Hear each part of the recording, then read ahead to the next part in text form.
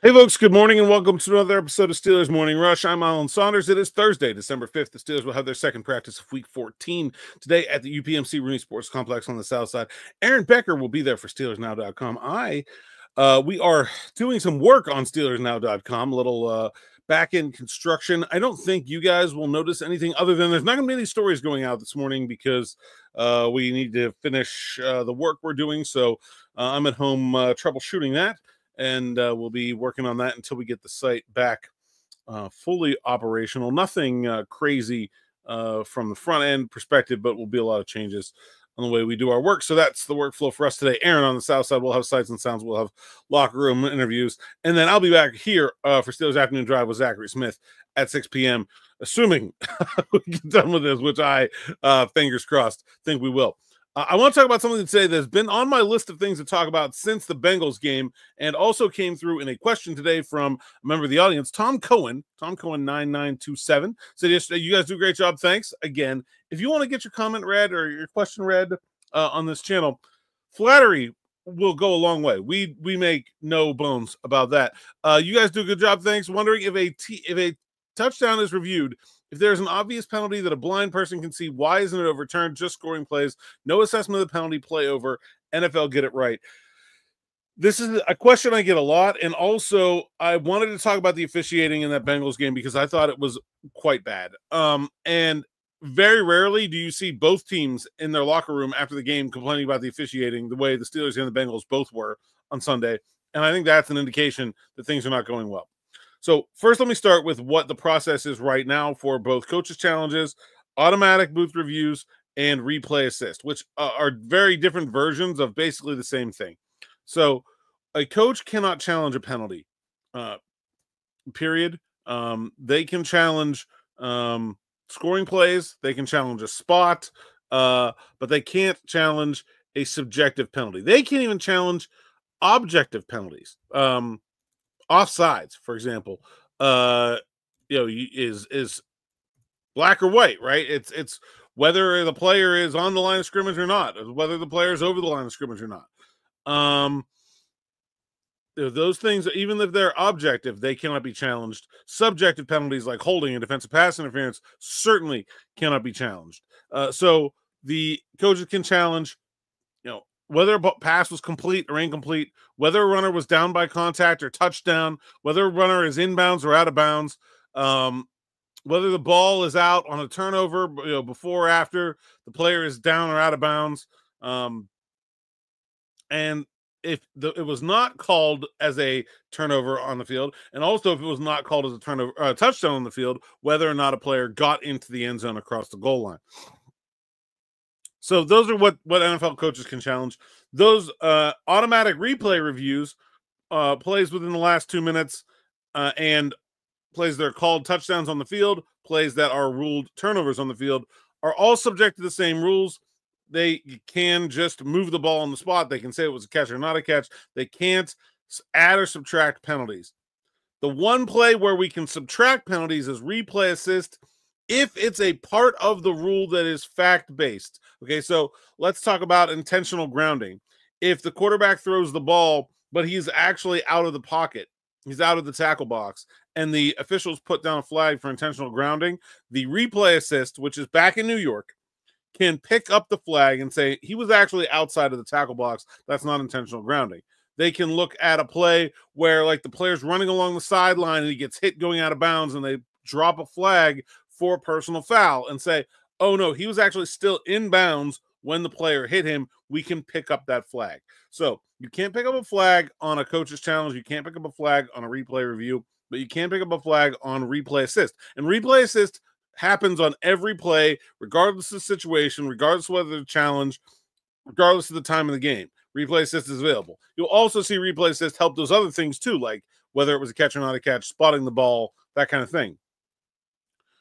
What replay assist is never going to do is never going to involve itself in a subjective decision. So it's not going to call or uncall, holding, pass interference, illegal use of the hands, things like that. It's also not going to add penalties ever. If a penalty was not called on the field, it cannot ever be added by the replay assist. All replay assist can do is pick up a penalty that was called obviously erroneously, and it can only be something that is objective, not subjective. So, like I said, the quarterback was actually out of the pocket. The receiver, there was an intended receiver in the area. These things are, not whether or not it was holding, right? Whether or not it's roughing the passer. That's subjective at the end of the day. Full body weight ruling, that kind of thing. Now, why is it that way? Because the NFL referees want to be able to manage the game, okay? They don't want minor infractions to be called on every play. They only want to call the penalties that matter. And they want instead of having a penalty on every play, the preferred alternative is to get the players to play within the rules. So a lot of times, let's say you have a tackle who's leaving a little bit early, okay?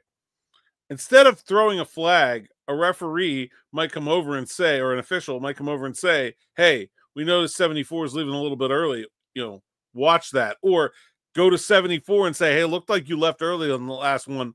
I'll call it if you do it again. I'm going to keep calling it the rest of the game. You got to clean it up now. Holding, fairly subjective call, will frequently be managed in that way. Pass interference. There's a lot of plays down the field where you could or could not call pass interference, and it's important for the officials in the crew to set a consistent standard. Hey, Larry over there called that earlier in the game on the other team. Now I got to call this on this team or it's not fair. But if he hadn't done that, maybe I wouldn't call this. And New York is not involved in that process of managing the game. And so the officials do not want New York butting in when it comes to penalties. They want the officials on the field who have the ability to manage the game, who understand what the other calls were and how they're all connected. They want to have full control of that process. And I think that's a fair thought from the officials. Here's the solution that the NFL needs to look into, has looked into, needs to implement. Add an official to each crew, and that person can rotate through the positions. So you're getting a little bit of cross training and you're getting a little bit of extra experience for officials. And then for every game, one official who is not in their usual spot goes up into the press box. Give them access to a live view of the field. Also give them access to very, very quickly delayed, no more than maybe a 15-second delay video feed so that they can watch what happens live from up above. Maybe they'll catch some penalties from up above live that the other officials in the crew would not. Make sure they have instant communication with the rest of their crew. Okay, it's not delayed. It's not back in New York. It's instant communication with the whole crew. They're in the loop, in the ear loop with everybody else. And give them the ability to drop a flag. Let them say, hey, I'm part of this officiating crew. I'm watching what's happening in this game and only this game. I'm part of managing this game with this crew. I understand what this crew thinks, how they officiate, what they're going to call in the future, what they've already called in the past. I'll fit in with that group. Also, you're going to hire an extra official, and you're going to give them the ability to make money without continuing wear and tear in their body. Maybe you could actually make the sky judge be a permanent position somehow in the future so that you could have more experienced officials continue to officiate games without having to run up and down the field. It would allow guys who are very experienced to continue beyond their physical capabilities to do the job, as that wanes. And so I think it's an absolute no-brainer of a solution. Now, there are some drawbacks here. One, you got to find space in every stadium to do this. As someone who sits in a press box, I know there's not a lot of room for such a job, such a spot, and it would probably eat into like luxury suite revenue for teams if they had to carve out another space up there. I'm sure everyone would be able to find a way to get it done, but it certainly would not be cheap or free or easy or anything like that. So that's probably the big hurdle. And then you're paying another official in every crew. You're adding another, significant amount of money to your officiating budget.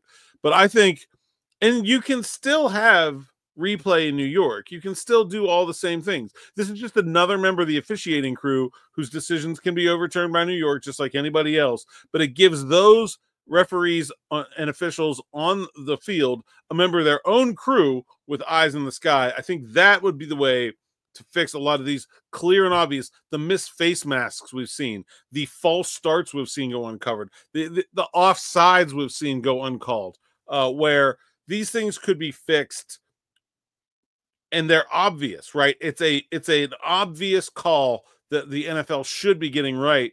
And I think having a sky judge who's a member of the crew would help the referees and officials go along with a way to get those calls right with a little bit of replay review. That's all I got for today. Thanks for listening. Thanks for watching, and we'll see you next time.